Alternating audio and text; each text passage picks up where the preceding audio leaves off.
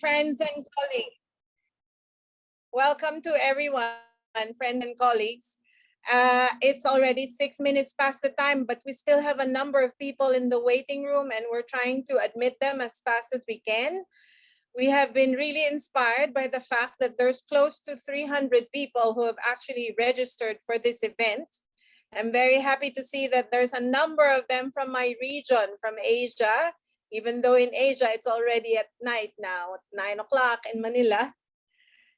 So please be patient. We're giving it a few more seconds, maybe a minute before we actually start. And we also don't want to lose more time because there's a lot of things to hear and to discuss. And for that reason, I'm going to also keep my moderating speaking role here very short. So just a few more seconds and we can begin.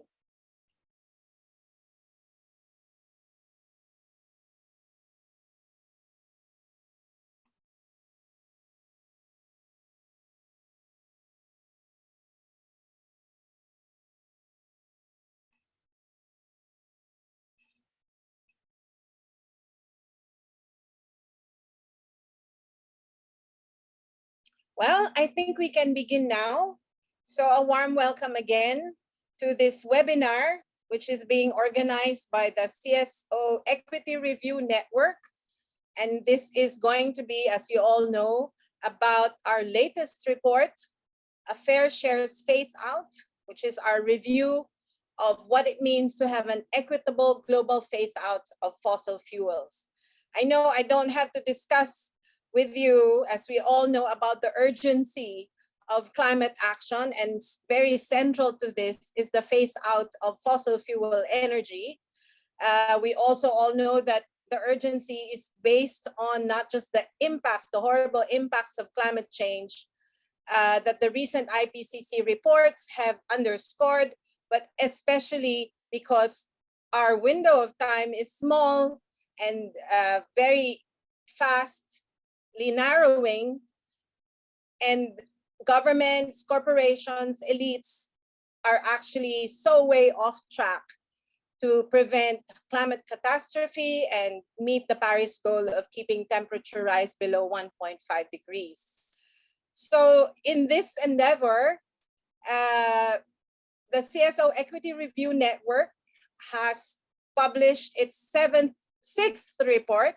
That's one of the things I clarified before the start of the event. We came together in 2015 because we knew that equity and fair shares is so crucial to the success of climate action, not just as a matter of principle, but because it is a material requirement for climate actions to succeed in stopping catastrophic climate change.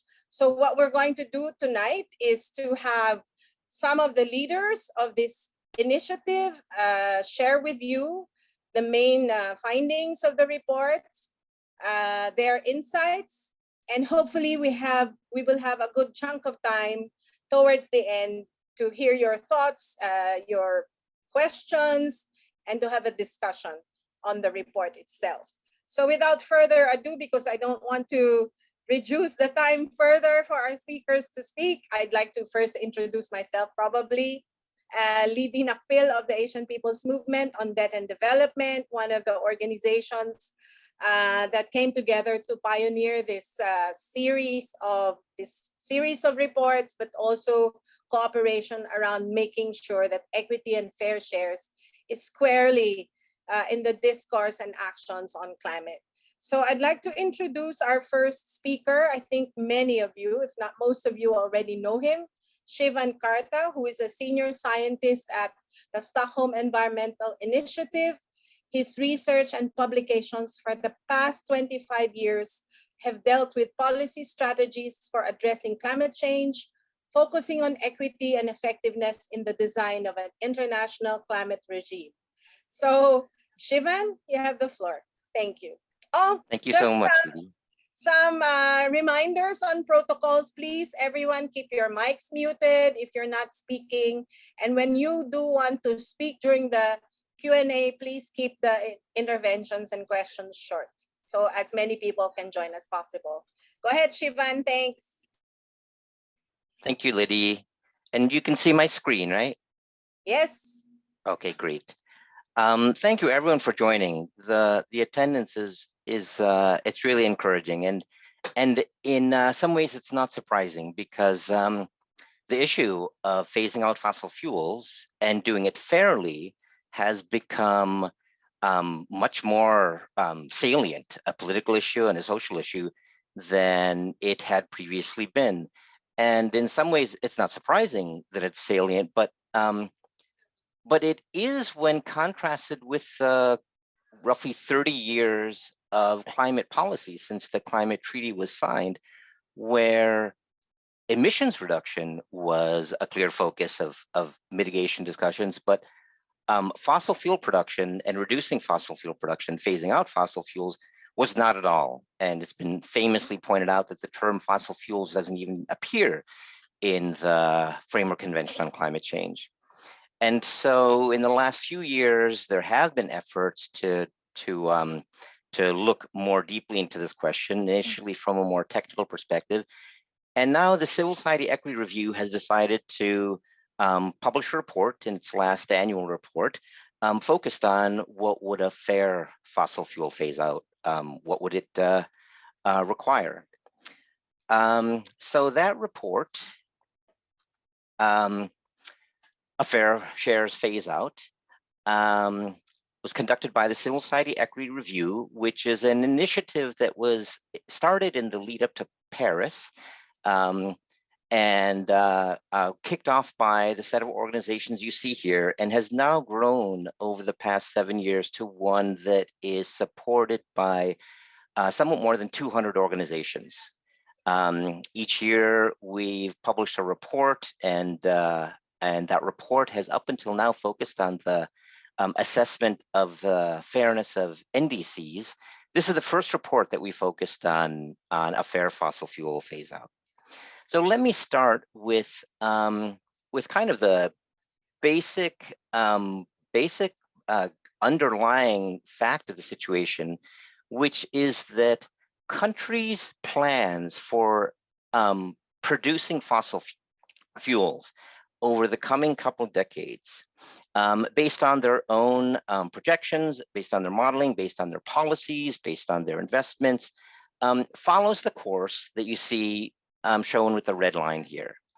This was one of the main outcomes of the analysis that was done for the production gap report that was headed up by SEI and UNEP and a number of partner organizations. This is what a fossil fuel production pathway that was consistent with limiting warming to 2 degrees would require in terms of fossil fuel, ramping down fossil fuel production. In other words, and this is a pathway consistent, sorry, this is 1.5 degrees, this is 2 degrees. So there is quite a significant production gap. Much more production is planned than would be consistent with the Paris goals that these parties have signed up to.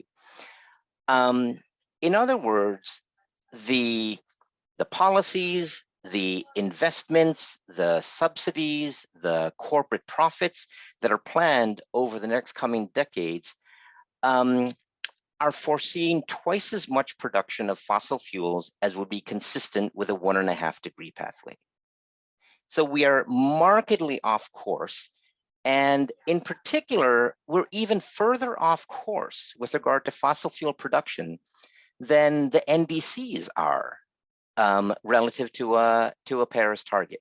The gold line here is the projected emissions given countries' unconditional NDCs, and the plans for production are even further off.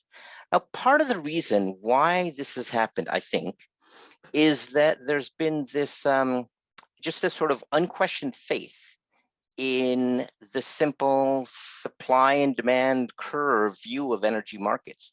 That, well, if you have policies that reduce demand, then production will decline as well.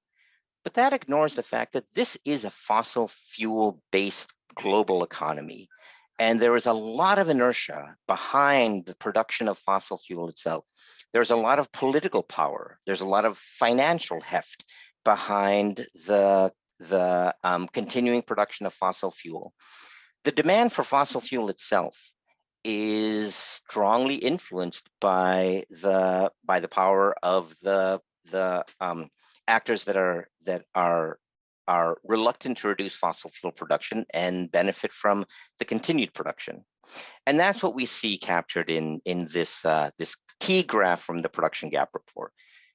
Our fossil fuel future at present is even further off course than our NDC future relative to our Paris goals. Another reason why this is the case is because there are real transitional challenges for fossil fuel producing countries if we are to phase out fossil fuel production quickly. National economies and some regional economies really do have an intense dependence on fossil fuel production, and that's for employment, that's for local revenue, that's for upstream and downstream investment. The local economy, and in some cases national economy, are really based on the production of fossil fuels. In many of these countries, which are in general developing countries where the employment alternatives are just insufficient, and that employment provided by fossil fuel production is actually quite important. There are skills gaps relative to shifting to other livelihoods.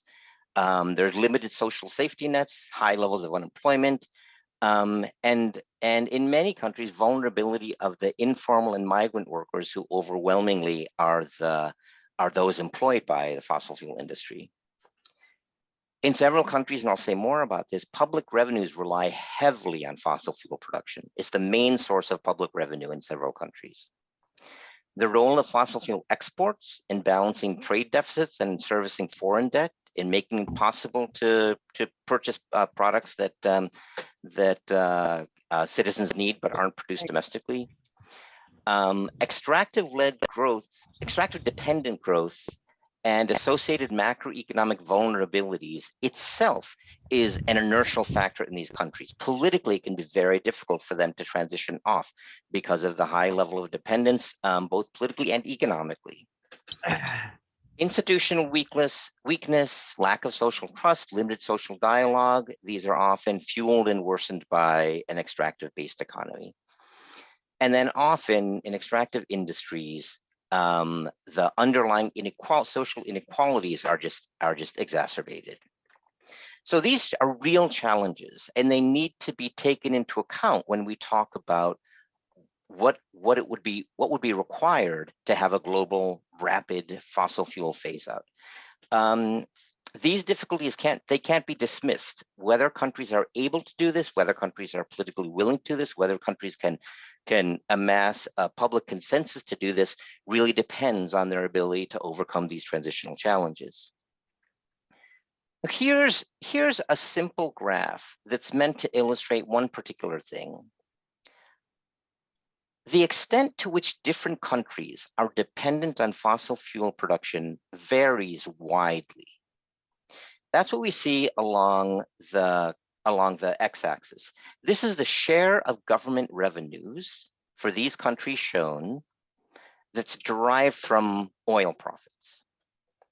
And some countries, for example, the US, Canada, UK, Norway, have a relatively small share. US, Canada, UK, very small share.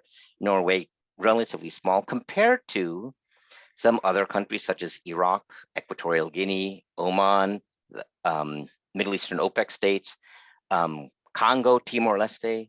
So these countries are extremely dependent on those fossil fuel revenues, and that's to provide basic services. That's to provide healthcare and education, and to run the public sector.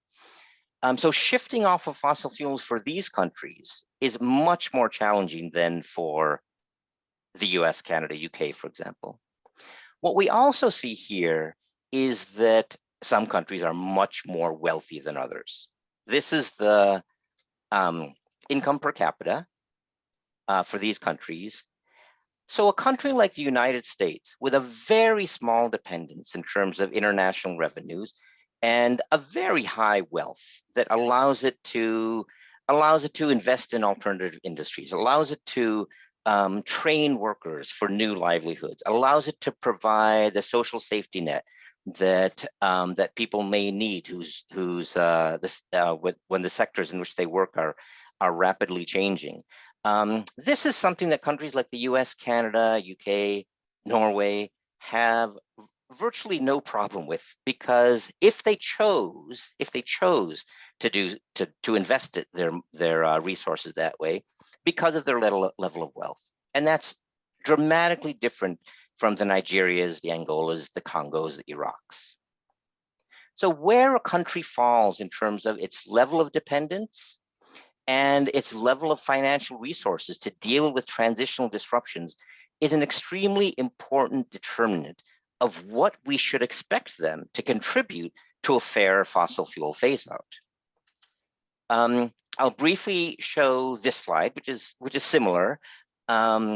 It's again the income of a country versus the amount of employment in miners per 1,000 workers in the coal industry.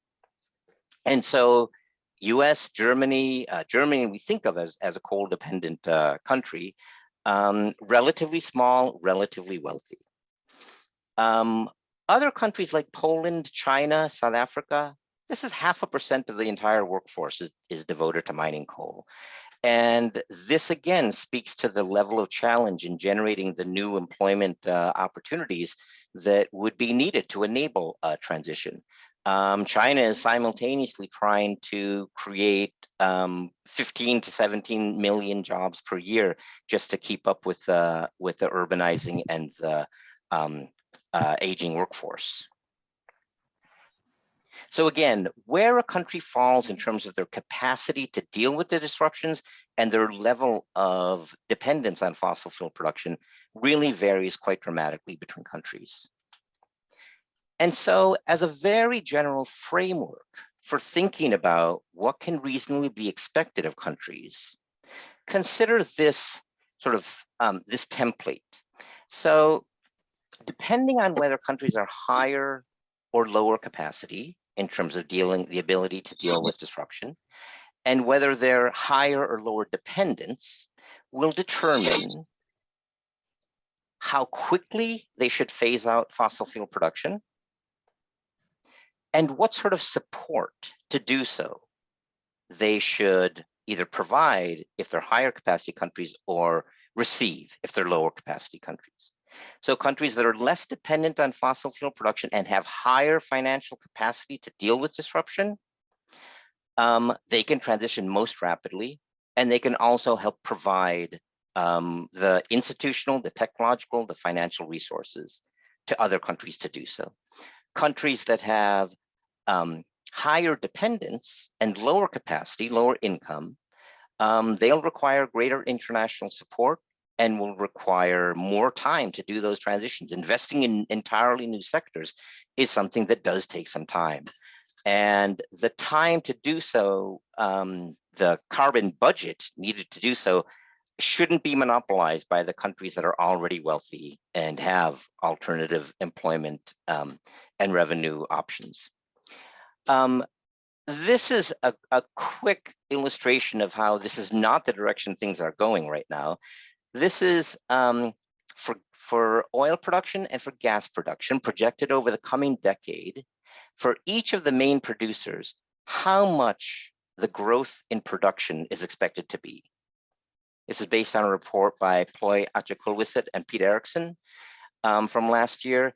And the United States, which is the first bar here, had been planning to increase production of oil by more than all other countries combined. Similarly, the United States had been planning to increase production in gas, increase production when we should be phasing out production, by an amount that exceeds all other countries combined.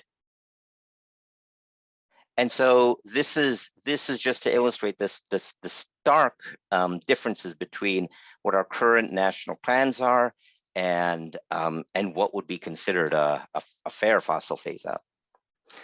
Now, quickly, what are the different possible forms of international support to countries with higher dependence? and who have low capacity, it really can take a range of forms, and it shouldn't be thought of necessarily solely in terms of financial support. Support to fossil fuel dependent communities to help them provide basic services, social protection, safety nets, the capacity building and training and reskilling that would be needed in order to enable workers to shift to new livelihoods. The engagement and social dialogue process needed to do that in a way that works for dependent communities, and the planning and implementation around just transition. These are ways in which countries could be enabled and supported in their efforts to phase out. Support for diversification. So this could mean like real investment, technological partnerships, preferential trade and investment treatment, which is something that we've historically done regularly for political reasons. Reform of international institutions. For example, the trade and investment agreement constraints, like the investor-state dispute settlement agreements, that constrain production wind-down policies for countries. Debt forgiveness, debt for carbon swaps, supportive monetary policies can all make it easier for countries to transition. And even mutually agreed pricing arranged between fossil fuel producers and fossil fuel consumers. And the reason why that's added at the bottom is because an assumption that's often made is that we should simply let the market make the decisions, let the market decide who's producing and who's phasing out most rapidly. And yes, that may, in some meaning of the word efficiency, provide an efficient response, possibly a lowest marginal production cost for fossil fuel production. But when you think about the types of disruption that could result from a rapid phase out, the social costs, as opposed to the production costs, end up becoming extremely important. And what we often euphemistically refer to as creative destruction when it just comes to the trundling of capitalism over social needs, it doesn't work when we're expecting a cooperative solution among a whole world of very disparate countries to come to some way of resolving a global climate crisis. We need something that works for everyone. We need something that countries will be willing to do. So in summary, the production gap exceeds even the emissions gap, even the gap between NDCs and the Paris goals. National fossil fuel production plans and projections imply twice the fossil fuel production in 2030 as would be consistent with a 1.5 degree pathway. All countries have to take steps to phase out fossil fuel production, but that means different things for different countries. For wealthier countries, an extremely rapid phase out is necessary. Plus, providing financial, technological, and institutional resources for the poorer countries, that's a core part of fulfilling their fair share of the effort. For poorer countries, a rapid phase out is necessary as well, not as fast as for wealthier and less dependent, especially countries, with international resources from wealthier countries to enable a just transition away from fossil fuel production. There was a study recently out of the Tyndall Center, Calverley and Kevin Anderson, that very helpfully laid out sort of half of this picture. What are the timeframes for wealthier countries, for poorer countries that would be consistent with a 1.5 degree objective? And knowing the timeframes is important. We need to know how quickly does the phase out really need to take place. But that is only half of the story. The resources to make that phase out possible for poorer countries is just as important. And a time frame alone can be stated and demands can be made, but if it isn't possible, then those demands are unlikely to be met. So it's critical that we start thinking in detail about what is the type of support that would make it possible for poorer and more highly dependent countries to phase out rapidly. And finally, if countries start to engage in a timely phase out, it will need to be fair. It simply won't happen otherwise. We need all countries to be involved in this together, and to do so requires it to be seen as fair enough. Okay, Lidy, thank you very much. That's all I wanted to add. Thank you, Sivan. I'm sure people would like to ask questions and share comments, but we have other speakers with us tonight who will share their thoughts on this. We would like first to call on Sara Shaw, who is Friends of the Earth International's Climate Justice Program Coordinator. Sara? Thanks, Lidy. I'm just going to share my screen. Hopefully, yeah, there we go. Nope, that is the wrong presentation. That is Victor's presentation. So let's stop the share and find my presentation instead.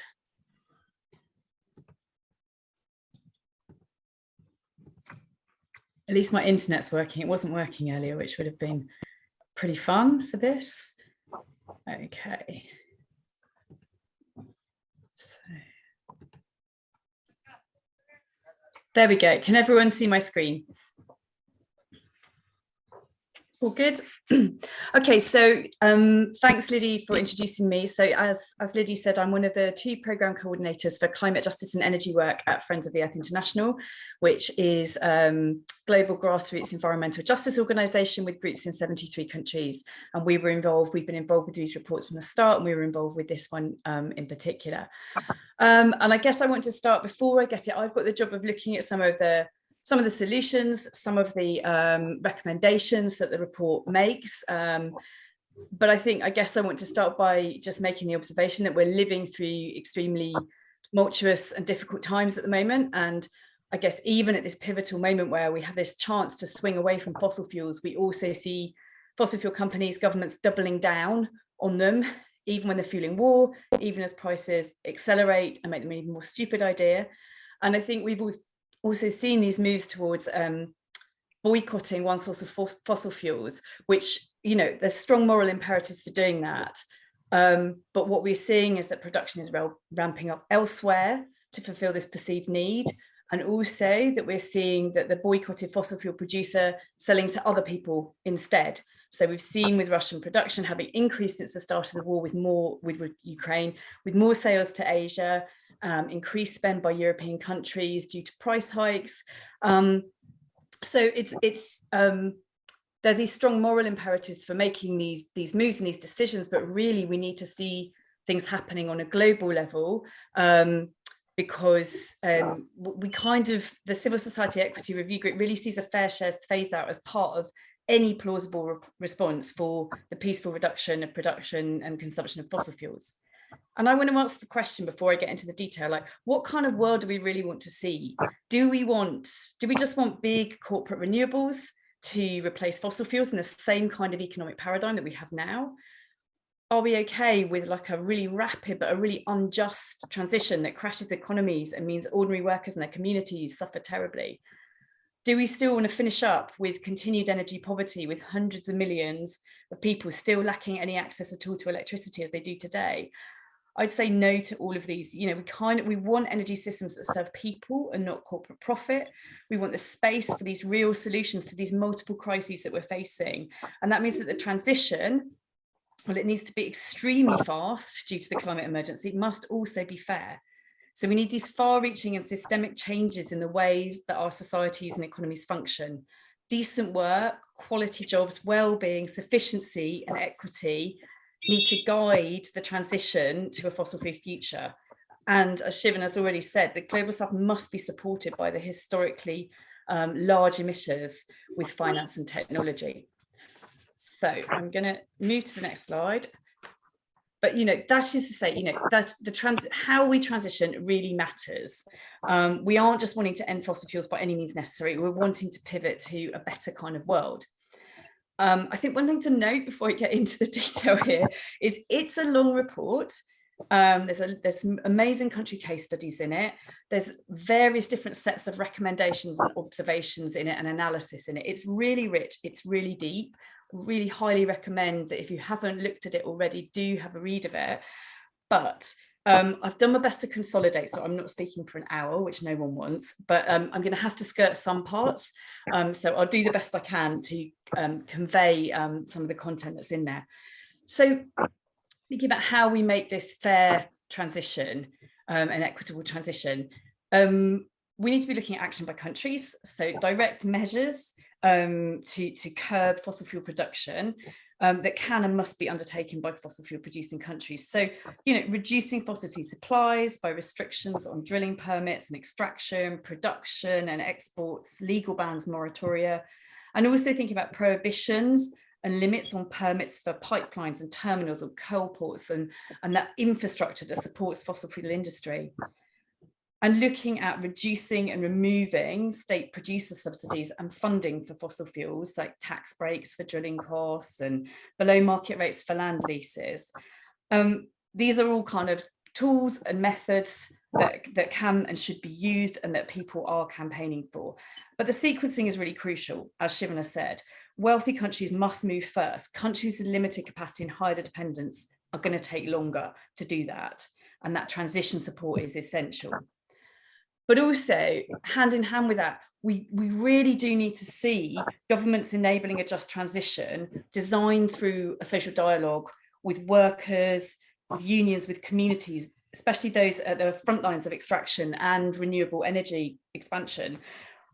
We need these just transitions in developed and developing countries alike. We recognise that different countries have different levels of dependency and different capabilities to transition, but no one should be left behind. We want this transition to be fair, and we want it to work with workers, with communities who are involved in the fossil fuel industry. And what do we want to transition to? So we want to diversify, and we want to transition towards something positive, towards renewable energy for all. So support for affected workers and communities has got to be complemented with these strategies to transition energy services over to renewable energy and to build these more diverse and resilient economies and more people-centered kind of models of development. We know that renewable energy can often be more affordable than fossil fuels, but it needs these strong and clear government policies and incentives and guarantees to enable people to take advantage of that. And that's, households, farmers, cooperatives, communities, small and medium-sized enterprises to be able to take advantage of that, to truly participate in a bottom-up renewable energy revolution that caters to development and energy needs. So we do see that some less dependent countries have these opportunities to leapfrog to these new systems with support, but it is so much harder for countries that are dependent. Nigeria, 86% of export revenue coming from petroleum. They're going to need a much deeper restructuring of the economy with much more substantial support required in line with the equity principles that we've outlined. And we need to end support for fossil fuels. We need to see an immediate end to all public financing for fossil fuels at home and abroad. It's a narrow window of time left to prevent climate catastrophe. We've got to block up any policy loopholes that let slip fossil fuel financing and subsidies through. We've got to start moving on this urgently. And in line with that, in addition, we need to see the scale up of climate finance, and we need to start really building campaigning on this in the global north. It's a lot of attention has been given to this kind of unmet demand of $100 billion a year, the promise that was made sort of a decade ago, but that is barely a small down payment on the real needs, the fair share requirements and the obligations under the UNFCCC, which are in the range of trillions of dollars. We absolutely need this massively enhanced public finance and access to technology, the capacity building to enable this diversification. And that's in addition to finance needs for that adaptation and loss and damage. So moving on to thinking about action at the UNFCCC. So these were some of the recommendations that we came up with in terms of thinking about how this work can be strengthened at UNFCCC level and to meet the temperature goal of the Paris Climate Agreement. So strengthening NDCs. Now, obviously NDCs are national things, but of course we can use the international processes to drive progress, to drive ambition. So they need significantly strengthening, explicitly including fossil fuel supply side measures in the NDC roadmaps, ensuring the delivery of adequate finance and technology through UNFCCC bodies with timelines and targets, for countries to engage in negotiations and deliver outcomes relating to economic diversification, for there to be reporting on just transition and fossil fuel exit under the transparency framework, and addressing the need for an equitable transition in the global stocktake. So that's thinking about action that can take place through the international climate agreements. But we also need to think about outside of that. Now, Alex is going to speak to this, so I'm going to really just very lightly touch on this. So we know the UNFCCC remains a key multilateral forum, but there are these complementary efforts, these other emerging building blocks internationally for a strengthened regime towards fossil fuel phase out. So the idea of international cooperation by first movers clubs, such as the Beyond Oil and Gas Alliance, the idea of a global fossil fuel registry, so you know, highlighting lessons from tackling nuclear weapons, tackling ozone depletion, like the importance of government transparency and accountability in registering what's out there. And of course, the International Treaty on Fossil Fuel Production, which Alex is going to speak to in a little while. So I'm nearly done. But Sivan's alluded to this as well. We really need to see this bigger, broader transformation of economic, finance, debt and trade conditions. This is something that was recognised and came through very strongly in the report. So fossil fuel expansion in many southern countries is being driven by debt dependency. And to support a globally just transition, we need debt cancellation. However, I would also like to say, let's be clear, debt needs to be cancelled anyway. Full stop, regardless of the climate and transition implications. It is right that debt is cancelled. It is not about cancelling debt in order to enable climate action. We should be cancelling debt anyway. And it's really shocking the amount of financial outflow from the global south towards the global north. It could be up to 2 trillion a year. That dwarfs anything that is flowing the other way. And it makes that transition so much harder, and it makes all sorts of other things so much more difficult. It illustrates the kind of need that we have for this deep systemic reshaping of the global economy and its powerful institutions. We need to question the economic dogma, the narrow economic growth models, the power of transnational corporations. The UNFCCC and the Paris Agreement, they can't constrain the market forces and these short-term financial incentives that are driving expansion of fossil fuel infrastructures towards climate disaster. So we need to see these systemic changes around trade, that Sivan's also mentioned, some of those trade things, investment, price stability, foreign debt. Victor's going to talk a bit more about this next, especially with regard to price stability issues. And we've come to my final slide, which is another thing that we really observed in the report was that a globally just transition requires real solutions and not dangerous distractions. We need to phase out fossil fuels kind of now. So distant and hollow net zero targets that are based around offsetting, that are based around carbon capture and storage, that are based around geoengineering, that are based around offsetting nature-based solutions. These kind of dangerous distractions are going to prevent us making the transition that we need and investing where we need to. They've also got all sorts of other risks and issues and problems. But we must avoid them if we are to make this global and equitable transition. So I'm going to stop there. So thanks very much for listening. Stop sharing my screen. Thank you, Sara. Also asking our participants to hold on your questions. We will have time for that. And your comments. I see there's a lively discussion on the chat there. We're going to move next to Victor Menotti, who is a senior fellow at the Oakland Institute in the United States, started the International Forum of Globalization, or IFG, in 1994, and in 2009 became its executive director. And now Victor is helping coordinate all of us in the CSO Equity Review Network, and we give him the floor. Thanks, Victor. Thanks, Lidy. Great to be here and great to see so many people. I think this is the biggest webinar I've ever been on in my life, either as a participant or as a speaker. So welcome, everybody. Great to have you here. My 8 minutes, I'm going to try to take up the issue of trying to relate this to a lot of the headlines that we're seeing today and what's in the news. Sara was going to share her screen where I gave her my presentation because mine apparently isn't enabled yet to do that.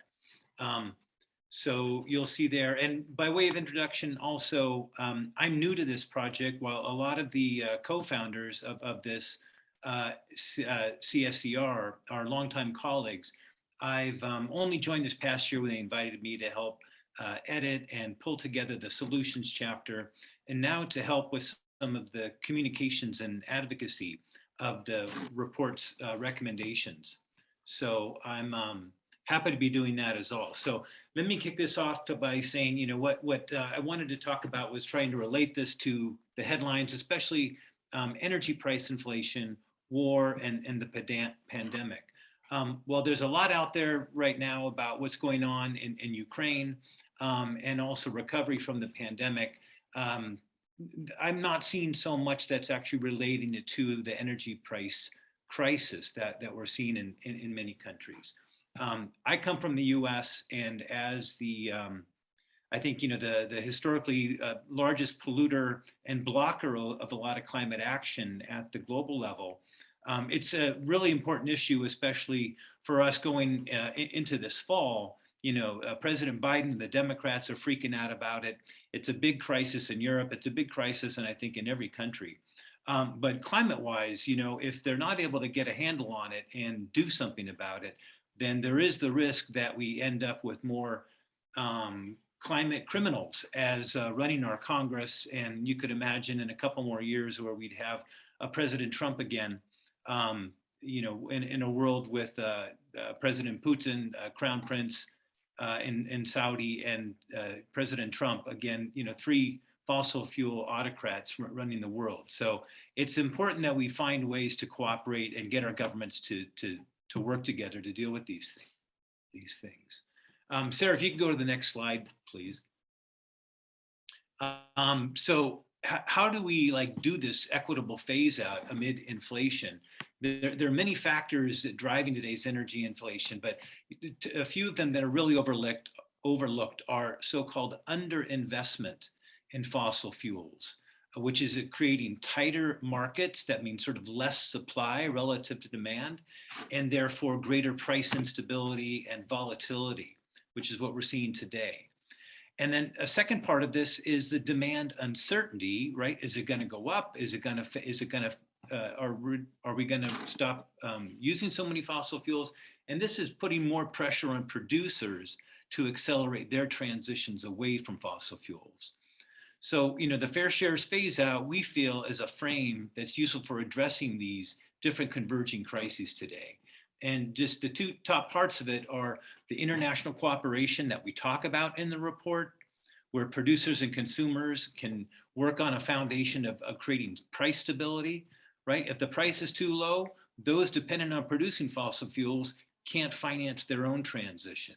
If the prices of energy are too high, those who are dependent on consuming those things, like the US, like Europe, you're seeing almost every country now, people can't afford, and their own transition becomes jeopardized. So a second part of that is assuring that suppliers of transition are supported with trade, investment, finance, and technology changes like we outline in the report. Sarah, next slide, if you can, please. So I just want to point first out to this idea of underinvestment, which I'm not sure if we hear about much, but looking at that graph on the left there, you know, the top is CapEx, which is capital expenditure in upstream oil and gas. That means in drilling and exploring and actually producing gas and oil. And you can see in 2014, it's really started to fall. Paris Agreement in 2015, it continued to fall. And then Trump came in and things started to go up, but this is globally. But now look at where it is even in 2020 after the pandemic. It continues to fall.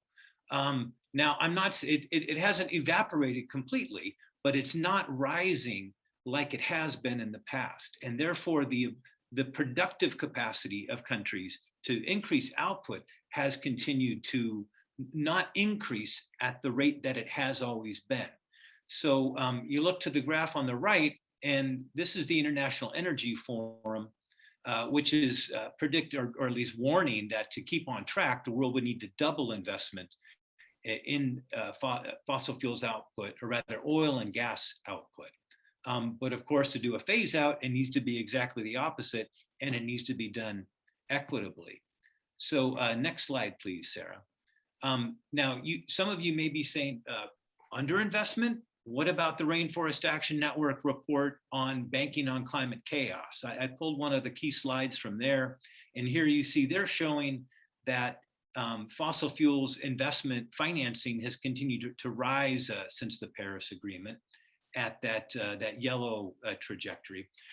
The difference I explain is that I think we're measuring apples and oranges here. The RAND report is looking at overall fossil fuels financing, whereas the IEF, the previous slide there, is looking only at oil and gas upstream productive. And so it's a much smaller slice.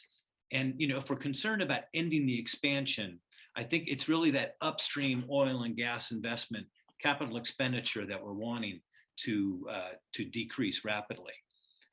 Next slide, please. And just seeing I've got, if I'm going to keep on my 8 minutes, I'll have to speed up here.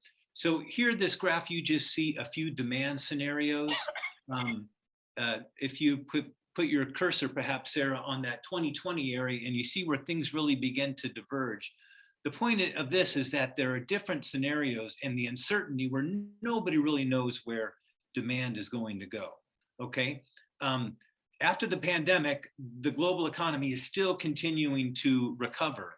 You can see that when the pandemic started, we were at about 100 million barrels of oil per day that was produced and consumed. And part of the reason for the lack of investment, or this underinvestment in continuing to increase supply and productive capacity, is that investors are not really convinced that the world is going to continue to increase demand. So they've been pulling back on their investment. And a lot of this is a direct result of the hard work of climate campaigners over the years to convince investors to pull out of fossil fuels. Next slide, please. And again, this is the result of this is that you have less productive capacity relative to the rising demand. And so that's why the prices are going up. It's summarized here in a tweet from today from the chief OPEC correspondent of Energy and Intelligence, who says, let's talk about why OPEC Plus is likely to keep its output policy steady at the next meeting, which is tomorrow. If you're following the headlines, you might see this. The key words here are limited spare capacity. If the group decides to open the taps, that means increase their production and use up all the spare capacity, prices will skyrocket. Why would they go up? Because OPEC Plus will have zero spare capacity to meet any real shortages in the market, like the next coup in Kazakhstan, or a worker strike in Nigeria, or another hurricane in the Gulf, or all kinds of things that could knock out productive oil output. Adding more oil at this time will not help bring prices down. Next slide, please. So there, I'm just trying to point to what's behind a lot of the price increases and volatility, and therefore what the report says what we need in this case is, first of all, international cooperation on price stability and some sort of new arrangement to allow producers and consumers to survive within a manageable range for everybody, so they can do their own just transition domestically. And part of that includes for the energy producing countries dependent on fossil fuels to diversify their economies away from fossil fuels. And they're looking for international support to do this, but not getting much. Secondly, it's that international cooperation help plan, coordinate, and communicate demand reduction, right? Remember, we're at this sort of epic economic, ecological moment where the world is going to either, right now we're continuing to increase demand as we recover from the pandemic, but the supply is running out, or at least the ability to produce the supply relative to demand. So the world needs a coordinated reduction of demand, all the top consuming countries in a coordinated way. After Glasgow, Biden got some countries to release strategic reserves of supply, but rather than just increasing more supply, we actually need to reduce demand. and governments need to work together to do this and to communicate that to producers so they can plan their own transition. And so lastly, they're assuring suppliers of transition by transition support through trade, investment, finance, and technology policy change. What you're seeing right now is not really a good dialogue between producers and consumers. Producers feel like this might be their last chance to make money from fossil fuels, and therefore they're withholding production and jacking up or allowing prices to rise because they're not sure what the future is also going to be, if they'll be able to, how much more in the future to produce. So let me conclude with the last slide, just by, I think that is the last slide, by pointing you to the report, and particularly the solutions section, chapter 6, which has a more detailed discussion of some of these policy recommendations and how they could actually work. Turning it back to you, Lidy. Thanks. Thank you, Victor. I'd like now to call on our next speaker, and I'm happy he's still around because he, I believe, has also some urgent appointments in the next hour. Alex Rafalowicz, who is the director of the Fossil Fuel Non-Proliferation Treaty Initiative, which I'm sure many, if not most of you, have already heard about. He has worked on climate justice with a number of organizations like Global Campaign to Demand Climate Justice, Climate Action Network, and 350.org, and have had the privilege of working closely with him for many years. Alex, you have the floor. Thank you so much, Lidy, and thank you to my colleagues and comrades for the previous presentations. The Civil Society Equity Review, I think, has been so important in setting out principles and thinking on what equity can mean at the international level and holding governments to account. And last year, the Fossil Fuel Non-Proliferation Treaty Initiative was really excited to be involved in the discussion around the fossil fuel phase out. I'll share my slides very quickly, but I wanted to talk about why we think a fossil fuel non-proliferation treaty or a global agreement on fossil fuel production is so important. And I go back to one of the points that Sivan made in his opening presentation that also comes out in this report that was released. And that is, we know that the nationally determined contributions, the NDCs, are not aligned with 1.5 or even 2 degrees. And actually, we now know that the plans to extract fossil fuels are even less aligned than those goals. So our plans on extraction are taking us further away from our climate goals and from climate justice than the bad news we already have on our just climate goals. And we think that has been driven by 2 forces, which I think have been mentioned. So one is, there's a belief around a model of supply and demand, and that once we create measures to reduce demand, we will invariably reduce supply. And I think a lot of us on this call recognize that supply and demand as a model can be useful for making some decisions, but it ignores a key issue, and that issue is power. And the fossil fuel industry is one of the most powerful industries in the history of this world. And so thinking that simple, small market signals are going to drive the scale of the changes that we need is misplaced. And for that reason, over 1,500 organizations across the world have come together to form a call for a global agreement on fossil fuels, a fossil fuel non-proliferation treaty.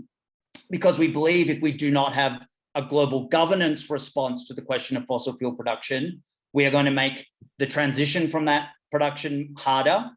We're going to face some market disruption, which will create stranded assets and financial turmoil, which will most likely fall on the most vulnerable and the least responsible for the climate crisis, as well as for the crisis of fossil fuel production, which is the risk to workers and communities. We believe that there's a delay risk to renewable energy expansion, an allocation of capital to other purposes, but also political power and political systems. We see lock-in as happening not only in an economic sense, so we're locking in our capital and our physical infrastructure, But we also lock in our political systems. Our ministries of plannings are focused on fossil fuel infrastructure. Our transport ministries are focused on fossil fuel infrastructure. Our trade and economic ministries are focused on fossil fuel infrastructure. So we're locking in a political system. We also lock in a cultural and societal approach where communities feel like part of their identity is the production of fossil fuels, which is a contribution currently for many people to their livelihoods and to a sense of contributing to energy and access and hope for many in the world. And that's a cultural reckoning as well. So we're very concerned about the idea of lock-in to these dangerous and harmful industries, but that they also, with the money that they make, then lock in via corruption and other processes, political power, which makes removing them much harder. And if we do suffer that lock-in, we actually risk geoengineering being proposed as a response, and we're seeing that increasingly in response to the climate crisis that we face. And we also risk warming. We risk global heating going far above the goals that we think will limit warming as much as possible. So we're proposing a global agreement that brings countries together to stop the proliferation of fossil fuel investments and projects and production. That's the no new demand that is very common across our movement. That focuses on disarming the threat. So building on the principles that have come out in this report, agreeing to ways to equitably phase out existing production, and that catalyzes and supports a global just transition. Many folks in this call will have been involved in climate policy for a long time, and will know that there is discussion about what we call mitigation. So we need projects that will reduce the emission of fossil fuels, and we need adaptation. We need projects that help people adapt to locked-in warming, and we need loss and damage. We need to consider the harms and damages that are inevitable, but we don't yet have a global process thinking about elements of a just transition. How do we support countries to diversify economically from reliance on fossil fuel-based industries, countries, communities, and cities? And how do we ensure access to energy for everybody on this planet to live lives of dignity at scale? And how do we support social dialogue with communities, workers, their unions, and governments in terms of determining these pathways? We think all of these pieces are missing in global governance. And so that's why we've come together to call for a fossil fuel treaty.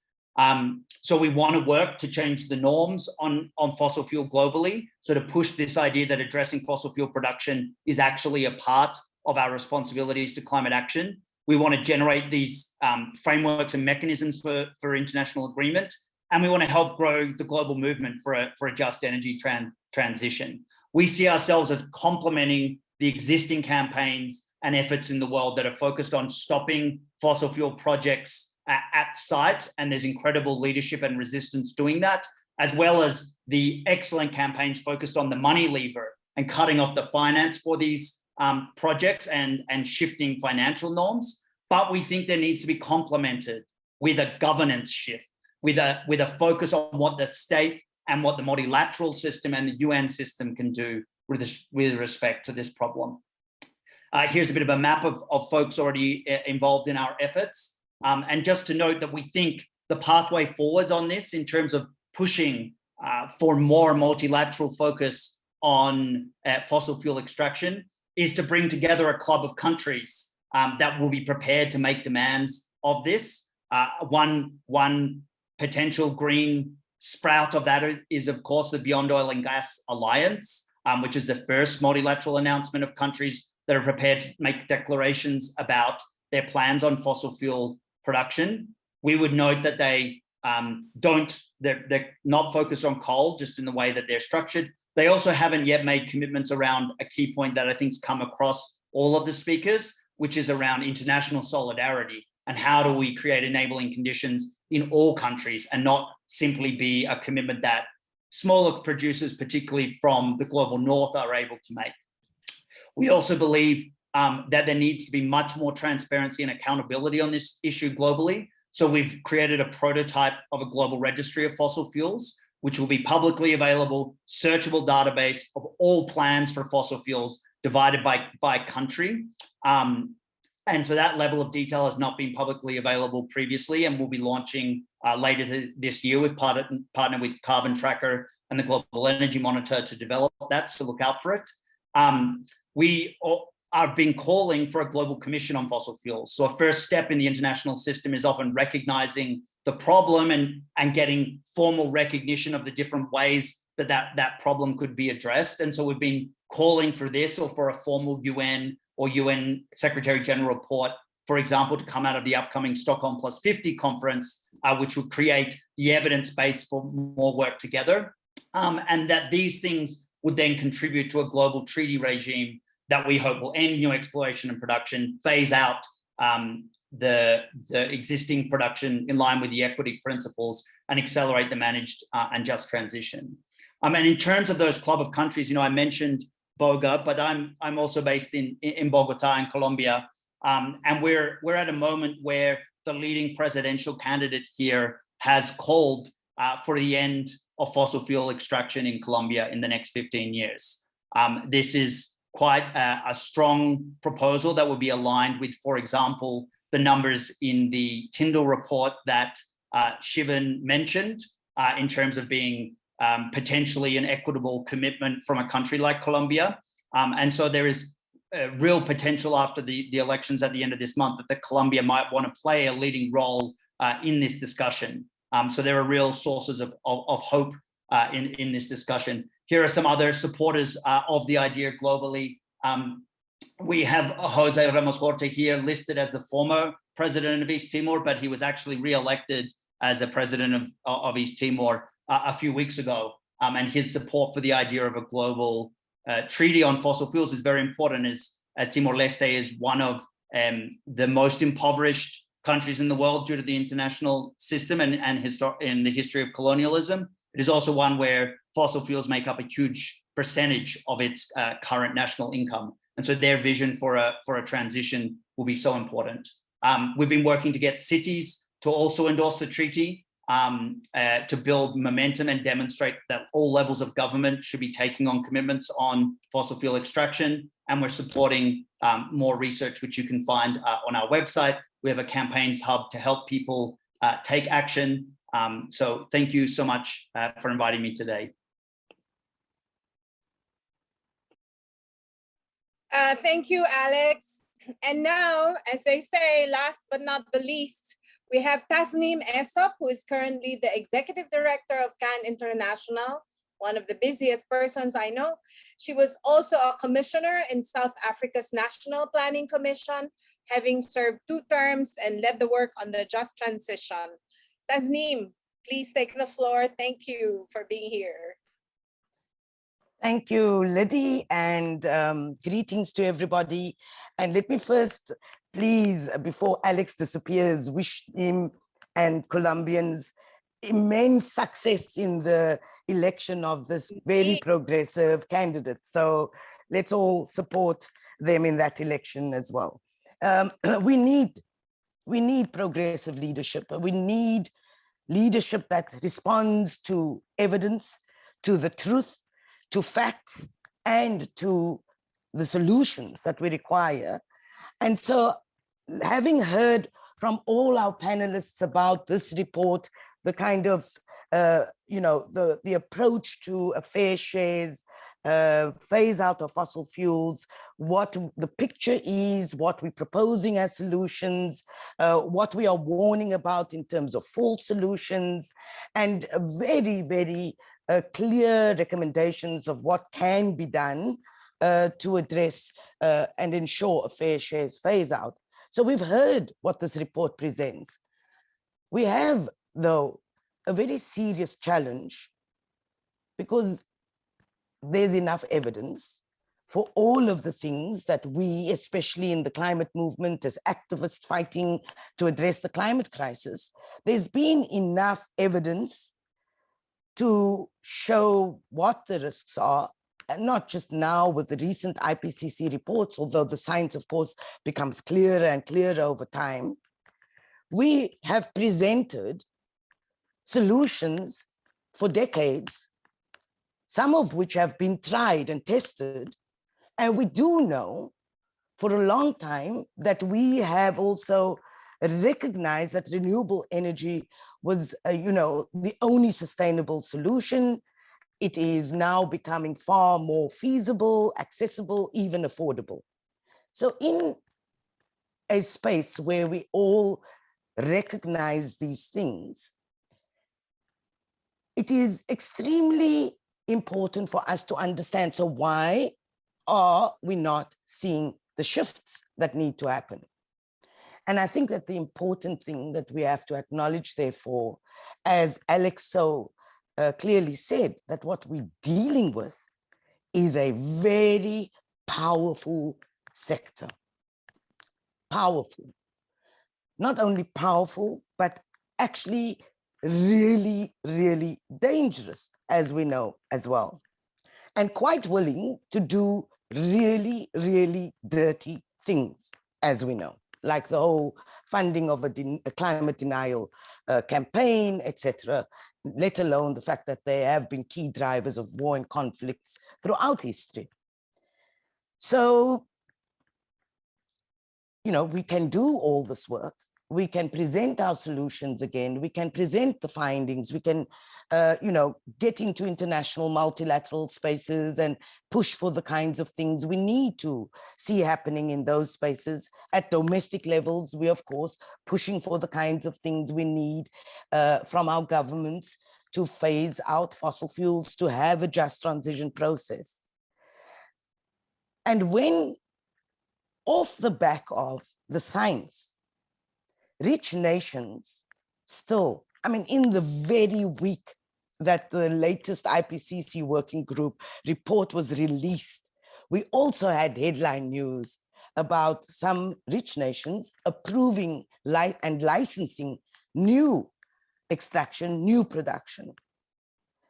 Then we have to face a really hard truth, I would want to argue, that in fact, rich nations, the governments, and this fossil fuel sector that drives them, they have got absolutely no commitment to ensuring the safety and well-being of citizens, not only in their own countries, but in the world. It is through this recognition, only then, that I think we would have to then build the kind of rage that is required to take on a very powerful sector. What more should make us feel enraged? We've read headline news during a COVID pandemic that while there wasn't enough funding to take care of the well-being of citizens, governments were willing to bail out that sector, the fossil fuel sector, the very drivers of a climate crisis in the first place. And then we hear from the IMF that in fact governments are subsidizing this dangerous sector to the tune of $11 million per hour, subsidies, our taxpayers' money. We're going through this war. We are witnessing this war being funded, of course, by the fossil fuel industry, but the fossil fuel industries make unbelievable profits, windfall profits out of war. What more would we need to feel enraged? And so what I would want to suggest, therefore, this report is really critical. We have to do at domestic and international everything we can do to ensure that there is a fair and just phase out of fossil fuels, and that there is a just transition process in all countries that, of course, ensures the participation and inclusion of workers and impacted communities to ensure justice. But in addition to the work that we're doing, and much of this work we're already doing, as Alex says, there's big campaigns to push back the fossil fuel industry. I would suggest that the we have to go further and build as big as possible a people's movement. Now, we still need the numbers. We still need a critical mass of peoples in this world to say enough is enough. And it is only through that building of a people's movement that really will use their power to address the power of the fossil fuel industry that we are probably going to then see any possibility of really securing justice through a just transition and through a fair shares approach to phasing out fossil fuels. And so this is the call to action. We have enough evidence that this industry is a clear and present danger, scientific evidence, reports that have been produced, including this report. We have enough proposals and recommendations of how we can address the move away from fossil fuels. And so what we need now is to build the people's power necessary to overthrow a very powerful sector. And this is all we can do right now. And I am absolutely sure that once we are not going to, coat the truth with all kinds of false ideas around, we can achieve net zero. Well, the fossil fuel industry is claiming that, and you saw the trajectory. If we don't sugarcoat this truth, if we really are going to be truthful to the people in the world, and especially those who are suffering the most from these multiple crises that we are witnessing and going through, then that would be an important way to build power through rage. We should have optimism, we should have hope, but I would argue that now is the time to actually build rage and to build the biggest, strongest people's movement to take on this industry and to fight for what we need. And that is a fair shares phase out of fossil fuels rapidly in a scaled up way, and to ensure that we actually do, we do not put at risk the millions and millions of people who are facing these multiple crises, and particularly the climate crisis. So Lidy, I'm going to end with that. It's a very strong plea for all of us to get to work, to fight this through being angry. I'm angry, I'm sure you are angry, and we're doing our work, but we need more behind us. Let's build that people's movement as strongly as possible. Thanks, Lidy.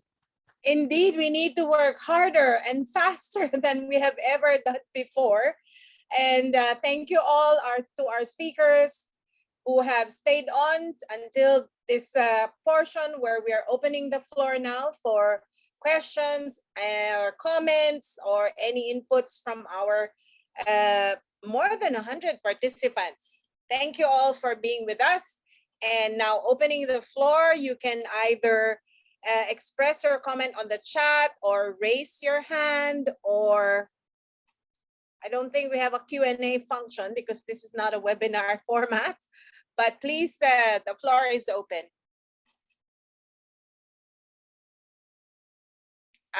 You can raise your hand on the chat. Raise your hand, or yeah, Palye Benson. Am I pronouncing your name right? Please go ahead. Yes, hello. I'm Palle from NOAA, Francis, Denmark. Thank you very much for the presentations, all of you. I just want to add to the workload here and say when fossil fuels are being phased out, we wouldn't want biomass to take over. I think that's very important also in the light of all the fantasies about BECCS. And then next, I want to suggest, I've written it in the chat, that the climate justice movement start working with the peace movements. What we see now in Europe, and we have seen it through history, that war always comes with destruction, and the way the war in Ukraine is fought, flattening out whole cities and towns. So I think it's very essential to confront the whole war and armament industry. Well, that's it. Thank you. Thank you, Noah. Other friends have their hands up. May I call on Keshab, our colleague Keshab from Nepal, followed by Luisa from Friends of the Earth US.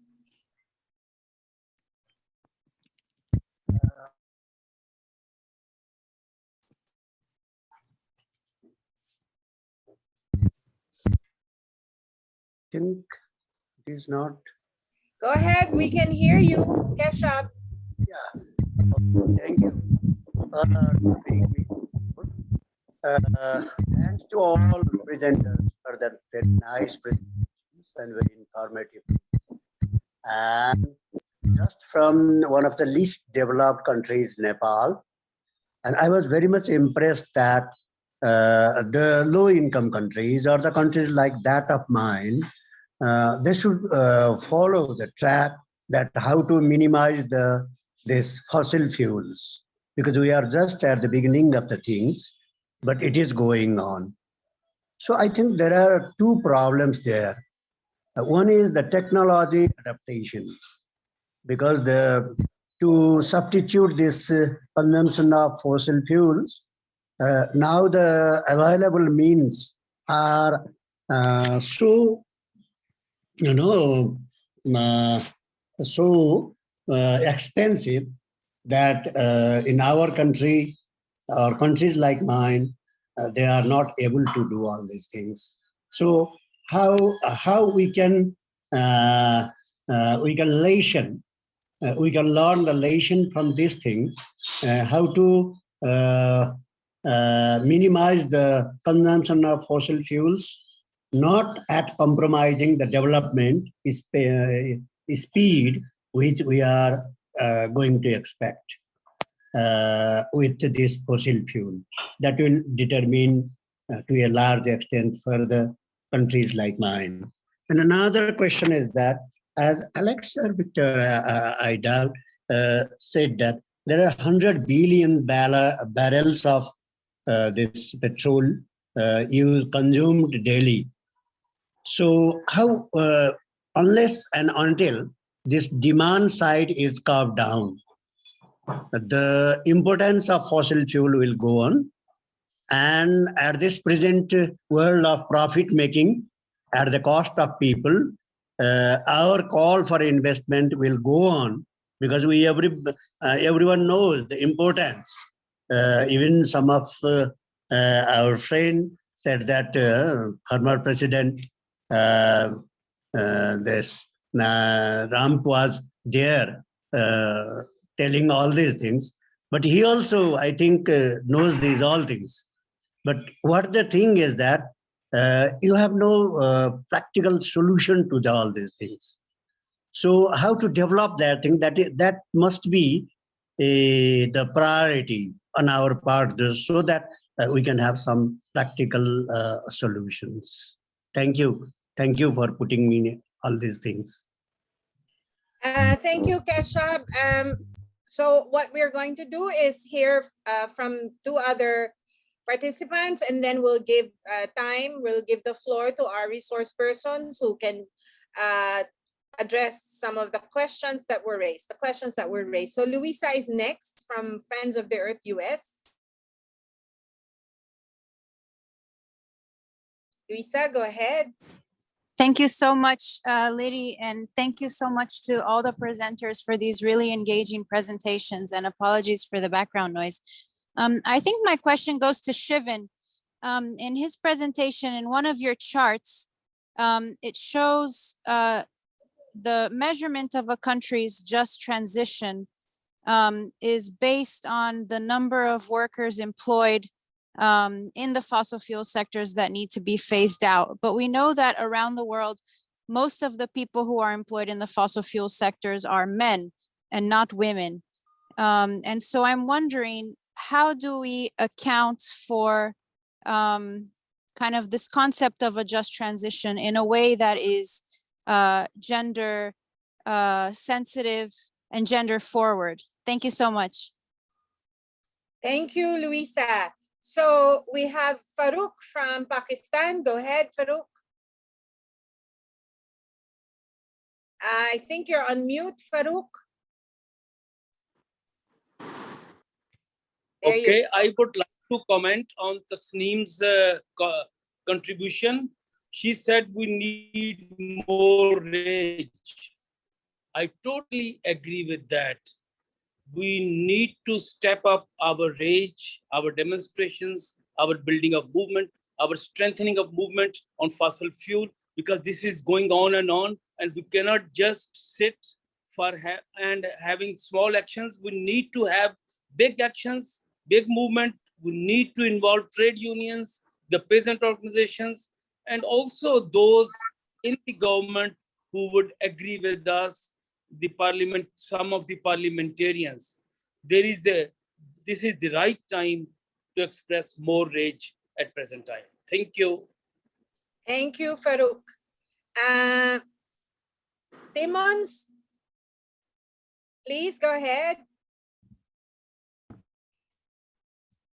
Thanks so much. And these were great presentations. I really appreciate them very much.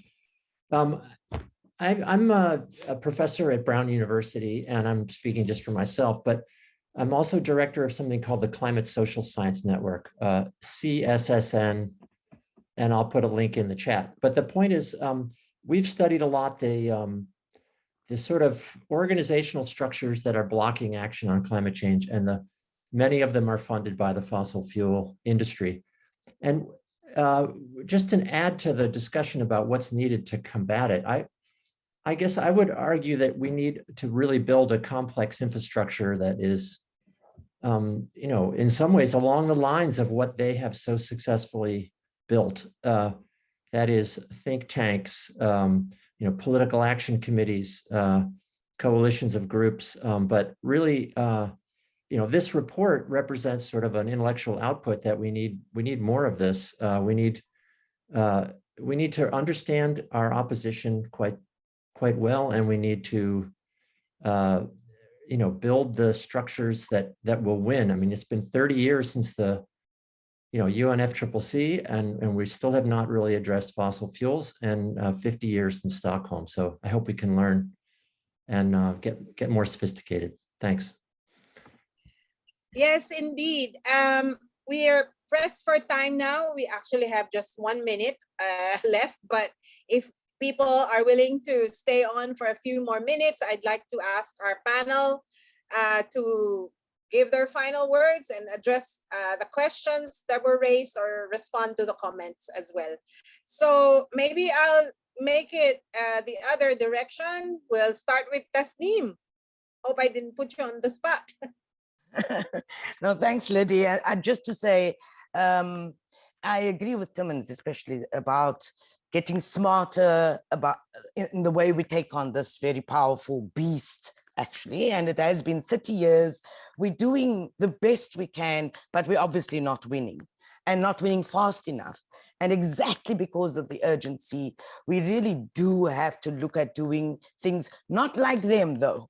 We're not going to be like them. We're not going to necessarily use really dirty tactics, etc. But the kind of infrastructure, the smart tactical moves that we make, the building of big alliances and movements across the world, the joining up of different movements who right now still continue, to be disconnected. Maybe there was the suggestion around the link between climate and peace movements, for example. The health movements came together during the pandemic with the climate movement, etc. So I do think we have to look at how we do things more smartly, more effectively, but we cannot get away from a fundamental starting point, and that is to organize, organize, organize. Masses of people, masses. I know that takes time. We have to do the hard work. Thank you. Next is our colleague. Is Alex still around? No longer. Okay, so Victor. Just reiterate what Tasneem said. I didn't really talk about any of the political power dimensions, which those of you who know me is often what I talk about. But I'll just reiterate, organize, organize, organize. It is about how we organize our own movements and our own power and how we deploy it. Thank you. Thank you, Victor. Sara? Is Sara still there? Yes. Sara, go ahead. Yeah, I guess I just wanted to I hear Paolo's reflection on bioenergy and BECCS as like, seeing these dangers coming up ahead as we move to this phase out of fossil fuels and we try and fight for that. I do also want to just to try and join up the campaigning between those who campaign on sort of what we refer to as false solutions, sort of offsets and net zero, and some of the land-based campaigning with some of the fossil fuel campaigning as well. It's really crucial we work together, because I think what we see is these big fossil fuel companies, governments, they're going to look for escape clauses to avoid the transition. Their escape clauses are often as not in offsetting and going down the road of saying, oh yeah, no, we're going to put all these technological solutions in place, we're going to go down this road, and they're just going to keep emitting. And so we have to fight on both fronts, and we have to make sure that part of the movement is joined up. So thanks. Thank you. And Sivan. Thanks, Lidy. Yeah, I'll pick up on a couple of things that were raised. I want to strongly endorse what you said, Timmins. We often think about lock-in of a fossil fuel world as being an infrastructural issue, as if there are infrastructural facts on the ground that are making it hard to change it as a techno-economic issue. But really, I think more than anything, it's a political economic issue. And the types of reforms that would be needed, in addition to setting up sort of the intellectual infrastructure to come up with alternative framings, it's also just some basic policies that we desperately need in this country alone: campaign finance reform and conflict of interest regulations, which we've seen has been incredibly important in our own Senate. And I see fossil fuel supply side policy as being as much for the purpose of highlighting and addressing these political economic issues as I see it a matter of technical issues. And so I wholly agree that needs to be worked into the outreach and advocacy strategies of civil society groups.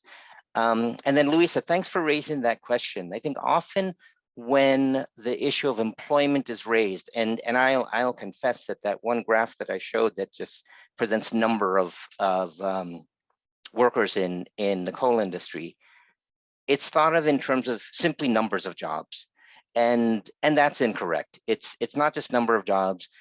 Our trade union partners have strongly emphasized it's also a matter of quality of jobs. And so, livable wages and labor protections and appropriate compensation benefits, and also a reversing of the gender biases and gender disparities that have typically been really evident in extractive industries, gender as well as racial and ethnic biases.